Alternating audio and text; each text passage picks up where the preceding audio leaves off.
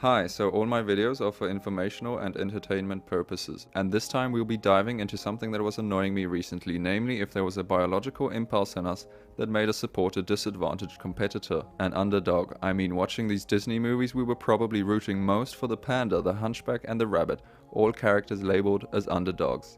So after searching I stumbled across a paper, The Underdog Effect by psychology professor Nadav Goldschmied, which clearly displays a real phenomenon of our psyche, ultimately tied to our biology, and as worded in his thesis, should be under more scientific examination.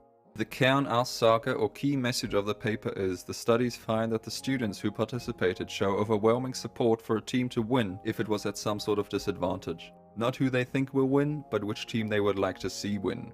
Logical, you might think, but that means we have a drive within us. Goldschmied lays down 3 possible motivators of why we are compelled to root for and side with the underdog.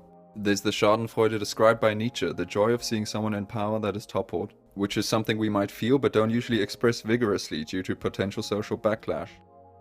There's that third-party onlookers could be buying an insurance policy so that we can avoid a greater negative emotional impact and risk experiencing higher surges of joy. This I'll explain a bit more. If the advantaged side loses and we were betting on them, it's more of a blow to our emotions, since we weren't expecting it. The other way is that if a disadvantaged side loses, there is less emotional upset since we were expecting it anyway. And if the disadvantaged side actually wins, against the odds, David versus Goliath, well, those who rooted for him are overcome with joy. And if the advantaged side wins, well, since we were expecting it, the surge of joy is far smaller.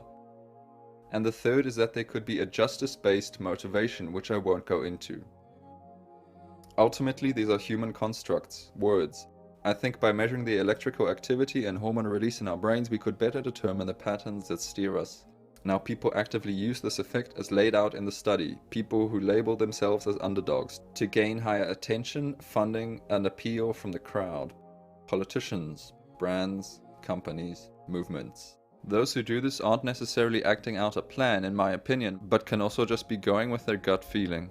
Good-natured people need to understand that this is an impulse that we all have, and in the best case install an underdog effect safety, when others try to abuse the effect. Finally, quite an interesting finding the paper made, which is how the conditions of low resources versus success history affected the choosing of the underdog.